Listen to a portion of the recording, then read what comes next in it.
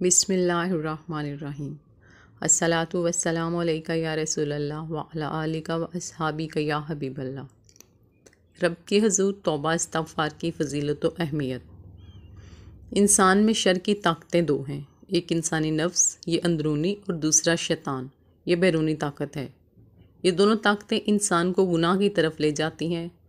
اس لیے اس دنیا میں رہتے ہوئے ہر انسان سے کچھ نہ کچھ غلطیاں اور گناہ صادر ہو جاتے ہیں، کیونکہ انسان خطا کا پتلا ہے، سوائے انبیاء کرام علیہ الصلاۃ والسلام کے کہ وہ معصوم ہوتے ہیں، ان سے کوئی گناہ سرزد نہیں ہوتا۔ نبوت سے پہلے بھی اور نبوت کے بعد بھی انبیاء کی جماعت معصوم ہوتی ہے۔ یہ معزز گھرانے کے افراد ہوتے ہیں اور اللہ تعالیٰ ان کا بطور خاص انتخاب فرماتا ہے۔ یہ ہمارا متفقہ عقیدہ ہے۔ انبیاء کی تخلیق ایسی ہے کہ وہ ان دونوں شر کی طاقتوں سے محفوظ ہوتے ہیں۔ انہیں جو نفس عطا کیا جاتا ہے وہ نفس مطمئنہ ہوتا ہے، جس میں طبعی طور پر ہر گناہ اور معصیت سے نفرت ہوتی ہے، اور خالص عبادت اور رضا اس نفس میں مجتمع ہوتی ہے، اور شیطان کے تسلط اور غلبہ سے وہ محفوظ ہوتے ہیں۔ اس لیے ان کا ہر قول اور فعل نفسانی خواہش اور شیطانی تسلط سے پاک ہوتا ہے، حتیٰ کہ حالت نوم میں بھی ان کا دل بیدار رہتا ہے، اور ان کا مزاج بھی اتنا پاکیزہ ہوتا ہے کہ حق کے دائرے سے باہر نہیں ہو سکتا۔ توبہ و استغفار کی فضیلت۔ جب انسان خطا کا پتلا ہے تو ان خطاؤں کے ازالے کے لیے قرآن کریم نے ہدایت دی اور رہنمائی کی۔ چنانچہ سورہ ال عمران کی ایک آیت میں اللہ تعالیٰ فرماتا ہے کہ میرے کچھ بندے ایسے ہیں جن کا حال یہ ہے، اگر کبھی کوئی گناہ کا کام ان سے ہو جاتا ہے یا ان سے کوئی گناہ ہو جاتا ہے، یعنی وہ اپنے اوپر ظلم کر لیتے ہیں، تو فوراً اللہ انہیں یاد آ جاتا ہے اور وہ اللہ سے اپنی اس گناہ کی معافی مانگنے لگ جاتے ہیں، استغفار کرتے ہیں، کیونکہ وہ جانتے ہیں کہ اللہ کے سوا اور کون ہے جو گناہ معاف کر سکتا ہو، اور یہ لوگ کبھی جان بوجھ کر اپنے گناہ پر اصرار نہیں کرتے۔ اس آیت میں اللہ نے یہ بیان فرمایا ہے کہ کسی سے گناہ سرزد ہو جائے تو اسے چاہیے فوراً اللہ کو یاد کرے۔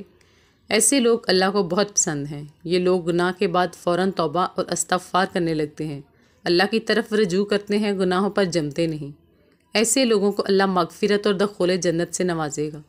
امام ابن کثیر رحمۃ اللہ علیہ نے لکھا ہے کہ حضرت انس فرماتے ہیں، جب یہ آیت اتری تو شیطان رونے لگا، اور شیطان نے کہا، میرے رب، تیری عزت و جلال کی قسم، جب تک تیرے بندوں کی روح ان کے جسموں میں ہیں اور وہ زندہ ہیں، میں انہیں گمراہ کرتا رہوں گا۔ تو اللہ نے فرمایا، میری عزت و جلال کی قسم، جب تک میرے بندے مجھ سے استغفار کرتے رہیں گے، میں مسلسل ان کو بخشتا رہوں گا۔ احادیث میں نبی کریم صلی اللہ علیہ وسلم نے استغفار کی بہت فضیلت بیان فرمائی ہے۔ ایک حدیث میں رسول پاک صلی اللہ علیہ وسلم فرماتے ہیں، جو شخص استغفار کی کثرت کرتا ہے، یعنی ہمیشہ استغفار کرتا رہتا ہے، مسلسل استغفار کرتا ہے، اللہ تعالیٰ ہر تنگی اور پریشانی سے اس کے لیے راستہ نکال دیتا ہے، اور اللہ تعالیٰ ایسے آدمی کو غم سے نجات اور رہائی نصیب فرماتا ہے۔ اس آدمی کو اللہ تعالیٰ ایسی جگہ سے روزی پہنچاتا ہے کہ اس کے گمان میں بھی نہیں ہوتا، اسے معلوم بھی نہیں ہوتا کہ ایسی جگہ سے اللہ تعالیٰ اسے رزق عطا فرماتا ہے۔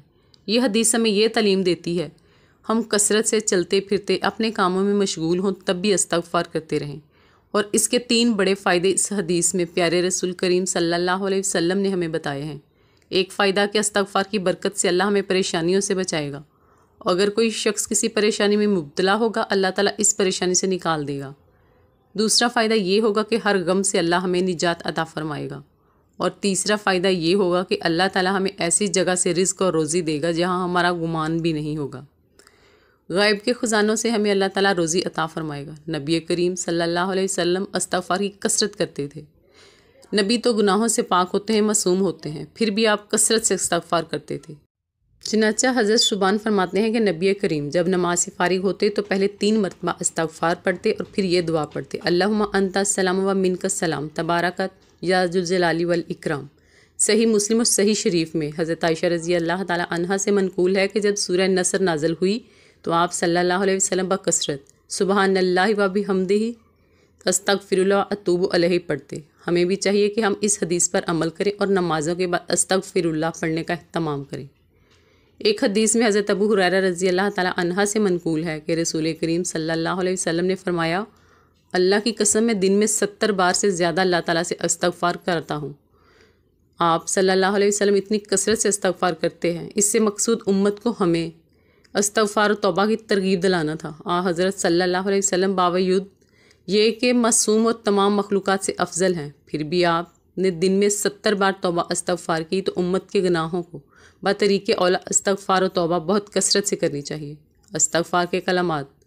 اب استغفار کن کلمات اور کن الفاظ سے کرنا چاہیے، اس کے لیے احادیث میں مختلف الفاظ آئے ہیں۔ جس بندے کو جو یاد ہو وہ کلمات پڑھے۔ ایک کلمہ استغفر اللہ الذی لا الہ الا هو الحی القیوم اتوب الیہ، جسے یہ یاد ہو یہ پڑھے۔ ایک کلمہ استغفر اللہ ربی من کل ذنب واتوب الیہ، یہ بھی پڑھ سکتے ہیں، اور جسے یہ بھی یاد نہ ہو تو استغفر اللہ ہی پڑھتا رہے۔ یہ مختصر کلمہ ہر مسلمان کو یاد ہوتا ہے، اسے پڑھتے رہنا چاہیے، اسے زبان پر ہر وقت جاری رکھیں۔ اللہ تعالی ہمیں استغفار کی تمام فضیلتیں عطا فرمائیں۔ توبہ کی فضیلت و اہمیت۔ اسی طرح احادیث مبارکہ میں ہے کہ آپ صلی اللہ علیہ وسلم نے فرمایا ہر انسان خطا کار ہے، یعنی ہر انسان گناہ کرتا ہے، کوئی نہ کوئی غلطی سرزد ہو جاتی ہے۔ بہترین خطا کار وہ ہیں جو توبہ کرتے ہیں، یعنی جن لوگوں سے گناہ ہو گیا اور انہوں نے اپنے گناہ سے توبہ کر لی، یہ سب سے بہترین لوگ ہیں۔ اگر انسان گناہ سے توبہ نہیں کرتا بلکہ بار بار گناہ کرتا رہتا ہے تو اس کا دل سیاہ ہو جاتا ہے۔ اس لیے حدیث میں آیا ہے کہ آپ صلی اللہ علیہ وسلم نے فرمایا جب کوئی مومن بندہ مسلمان گناہ کرتا ہے تو اس کے دل پر ایک سیاہ نقطہ لگ جاتا ہے، پھر اگر وہ اس گناہ سے توبہ کر لیتا ہے اور استغفار کرتا ہے تو اس کا دل صاف کر دیا جاتا ہے، یعنی وہ سیاہ نقطہ ہٹا دیا جاتا ہے۔ اگر وہ آدمی زیادہ گناہ کرتا ہے تو سیاہ نقطہ بڑھتا رہتا ہے، یہاں تک کہ اس کے دل پر چھا جاتا ہے، پورا دل سیاہ ہو جاتا ہے۔ اللہ تعالی ہم سب کی اس سے حفاظت فرمائے۔ جو بندہ گناہوں سے سچی توبہ کرتا ہے اور اپنی توبہ پر قائم رہتا ہے، اللہ تعالی اس کے تمام گناہوں کو معاف فرما دیتا ہے۔ ایک حدیث میں آپ صلی اللہ علیہ وآلہ وسلم فرماتے ہیں گناہوں سے صحیح اور پختہ توبہ کرنے والا شخص ایسا ہے کہ گویا اس نے گناہ کیا ہی نہ ہو۔ اللہ تعالی ہمیں توبہ و استغفار کی کثرت کرنے کی توفیق عطا فرمائے، آمین۔ ویڈیو اچھی لگی ہو تو ویڈیو کو لائک کر دیں، چینل پر نیو ہیں تو چینل کو سبسکرائب کر لیں۔